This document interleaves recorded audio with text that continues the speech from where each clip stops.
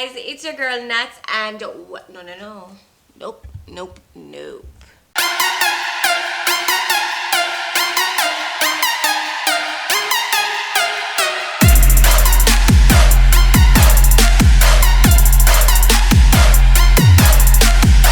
Hey guys, welcome back to my channel. It's your girl Nats and I hope everyone is happy, healthy and doing okay.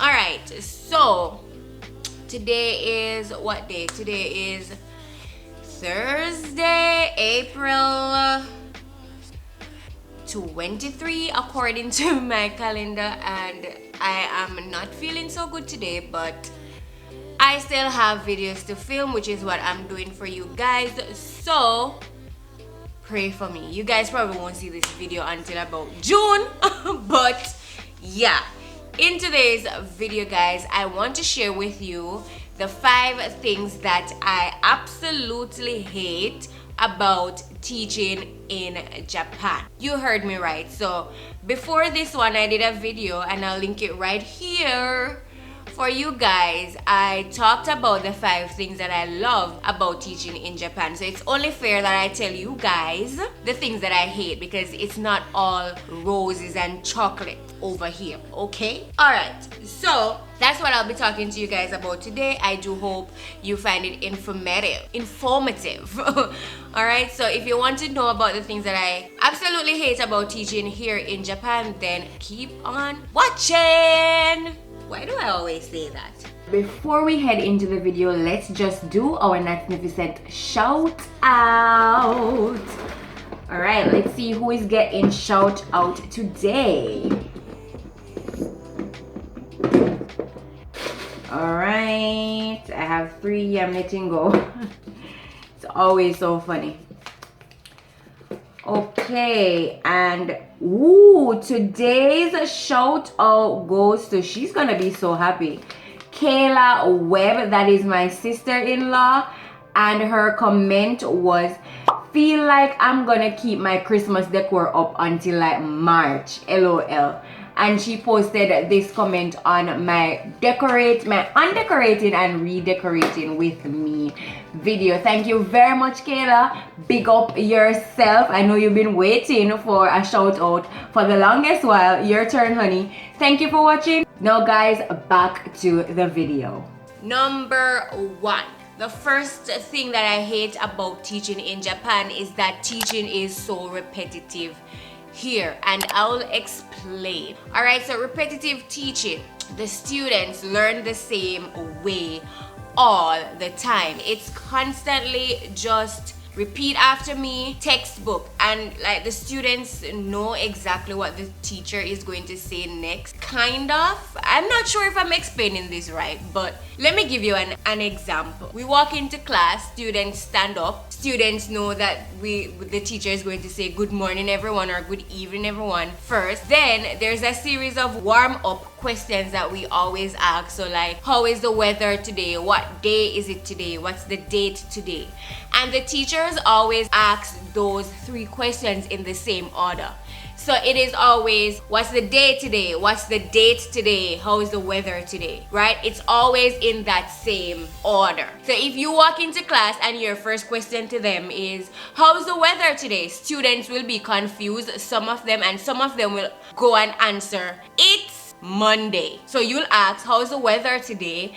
And students will say, it's Monday, because they are so used to an orderly type of questions following. They know which order the questions follow. Oh my god, I'm rambling. But the point is, students know the exact order in which questions are asked. So if you switch it up, they get confused. Also, students memorize too much. They are forced to memorize the textbook. They are forced to memorize the passages. They are forced to memorize the words, and based on my observation, I don't think it allows the students to learn at their maximum capacity, because they're constantly having to remember what's in the textbook. So if you teach them something new, chances are if you ask them a day after you taught them, then they won't remember, because what they can tell you is exact line for line what is in the textbook. They will read in the textbook, the sky is blue, right? And you will now ask them a question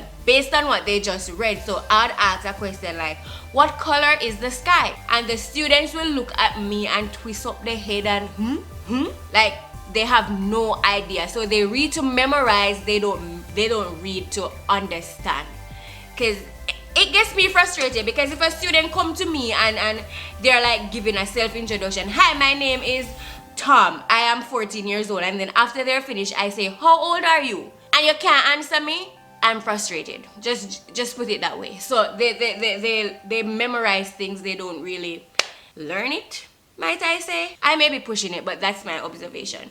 Alright, so the second thing that I absolutely hate about teaching in Japan is textbook heavy teaching. Guys, the teachers rely on the textbooks so much, it is difficult for you to have an input. So as I mentioned in my video about teaching English here in Japan, I think I said this, the teachers, they want you to give them suggestions, but they may not use it, and this is one of the reasons why. The textbook heavy teaching.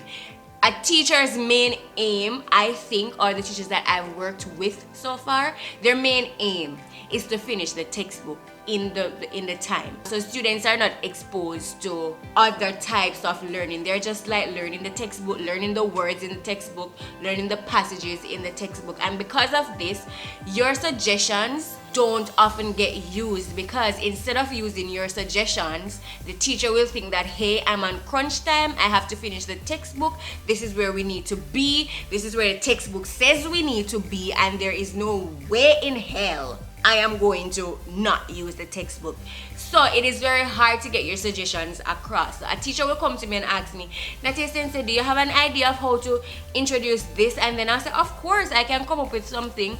You come up with something, only to know you go to the class thinking that your idea will be used, and then it's open your textbooks to page 43. Like, it's mind-blowing how textbook heavy Japanese school teaching is.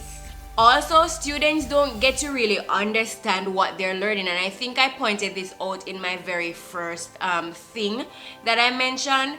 The students don't get to understand, and because of that, they cannot ask questions. So it is rare that you'll find a student raising their hands. As a matter of fact, I've never seen that, where a student raised their hands to ask a question because they did not understand something.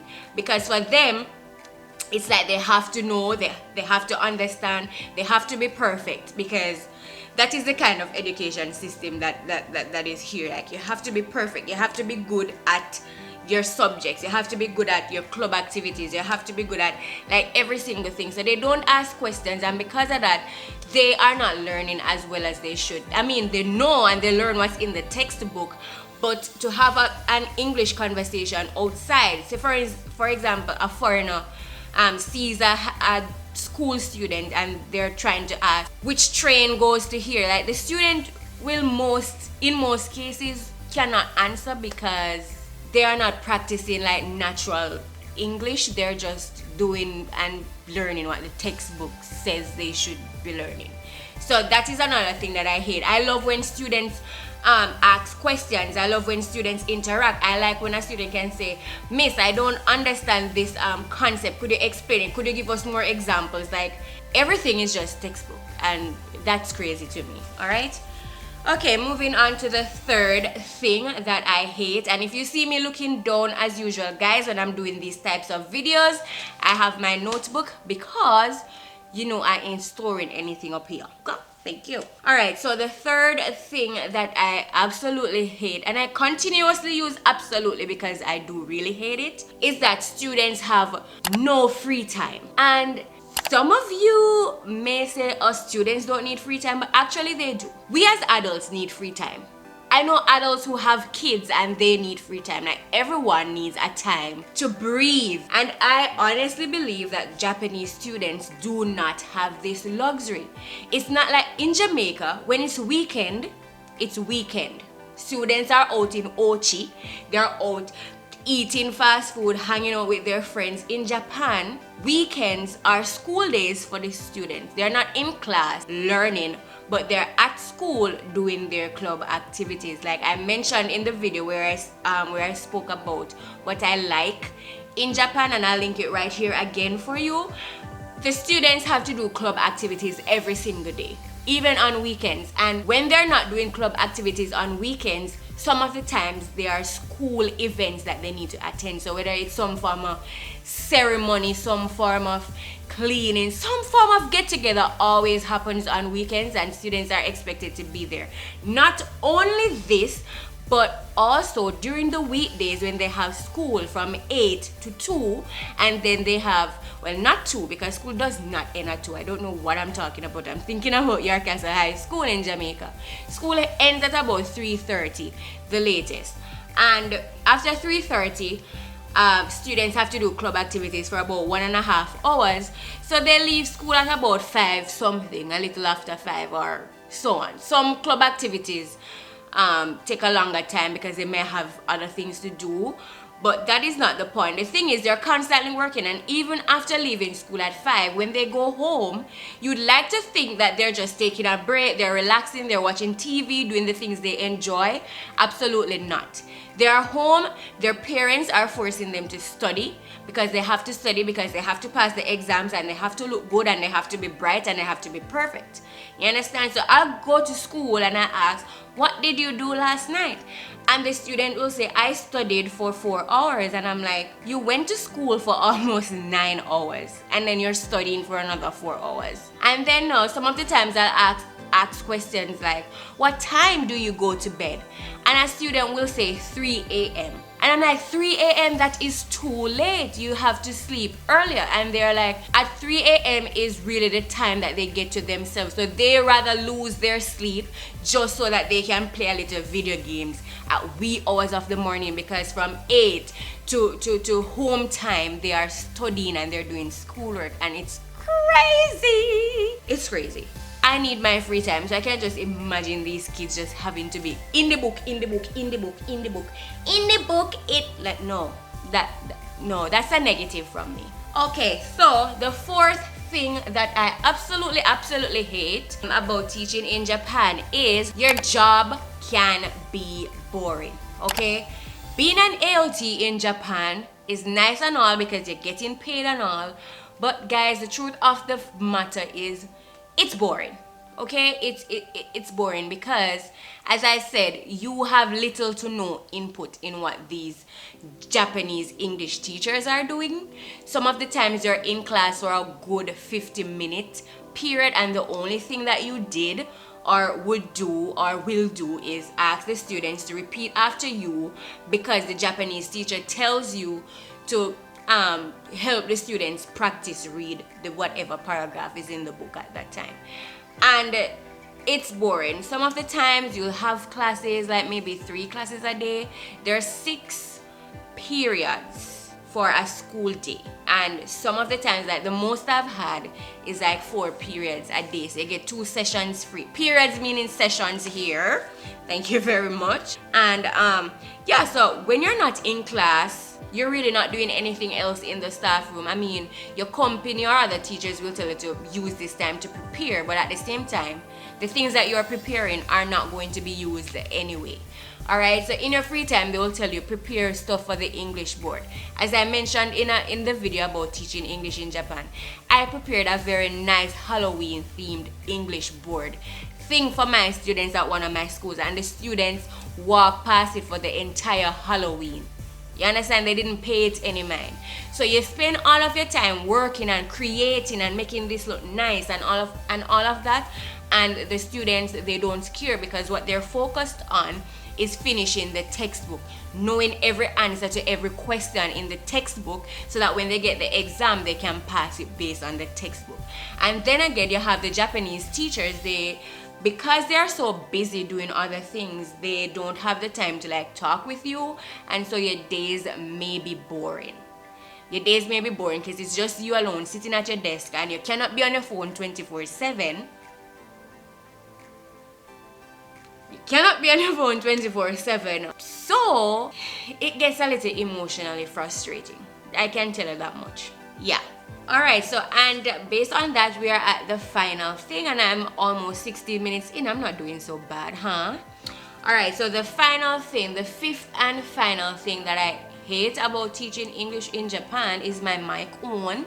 Yes, it is. Okay.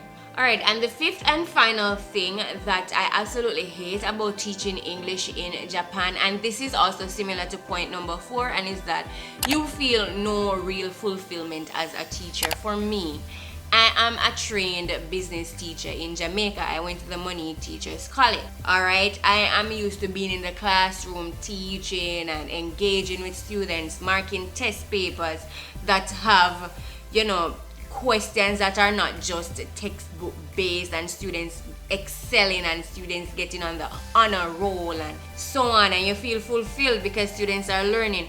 I used to have students that have social media for some reason, find me on social media and be like, thank you for teaching me this, like birthdays, teachers' days, stuff like that. Students show out for you, they show up for you in my culture, and here you don't get that. I mean, the students respect you, of course, because you are their sensei, but a student will never come up to you and say, oh miss, you're one of the best English teachers out there, you're one of the best English teacher that ever taught me, thank you for teaching me this. No. But when I was in Jamaica, I used to have students who on my birthday, many posts, you are the best accounts teacher that I've ever had, I learned the most accounts when you taught me, like all of those stuff that make you actually feel fulfilled as a teacher. You don't get that here. Alright, separate and apart from students and parents and teachers actually praising your efforts. And I mean, some people might think of praising as, oh, that, you know, it's not necessary, but trust me, praising goes a far way, especially when you are someone who is burdened with ensuring that these young people have a little sense when they grow up. You understand? Parents need a little encouragement to continue to raise beautiful and smart children. Teachers also need a little praise and encouragement to continue teaching these sometimes hard-headed kids. Like it is such a job, and you get fulfilled in different ways when parents show up for you and like co-workers. Just encouragement, guys, just encouragement. Like, I like a little encouragement. Do you like a little encouragement? Comment below if you like encouragement, if encouragement strengthens your labor. Is that the saying that mommy used to say? Encouragement strengthens labor? Something of the sort. But what I'm trying to say is, you hardly ever feel fulfilled here. Separate and apart from being encouraged by the persons around you and your students and students' parents, you are not hands-on in the classroom, and because of that, you may feel as if you are not really playing a part in contributing to the future of these kids, because who they're reliant on is the JTE, not you. Your services are just helping them practice how to call words in proper English. That's basically it. I mean, other students, not students, other teachers, other ALTs may have a different experience than I am having or have had. I am speaking from my personal experience. So if you're an ALT and you're very hands-on in your school and the students and the teachers and the parents appreciate you, that is very good. I am jealous of you.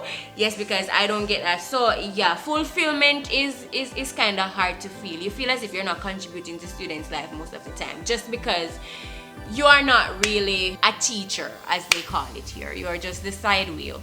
So yeah, I think that's it. Those are my top 5 things that I hate about teaching in Japan, and most of them were centered around the fact that you are not really doing much, and so you don't feel much. So yeah, as you know, I talk with my hands a lot, so sorry if that bothers you, but that is where I'm leaving you in this video. I do hope you enjoyed it. I do hope you got some info, some insight, some information on how bad teaching can be here in Japan. So guys, if you liked this video, please give it a big thumbs up.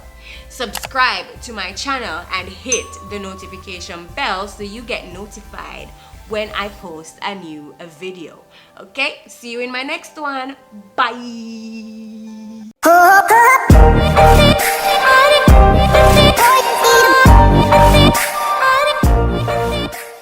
back to what I was saying. Could be us.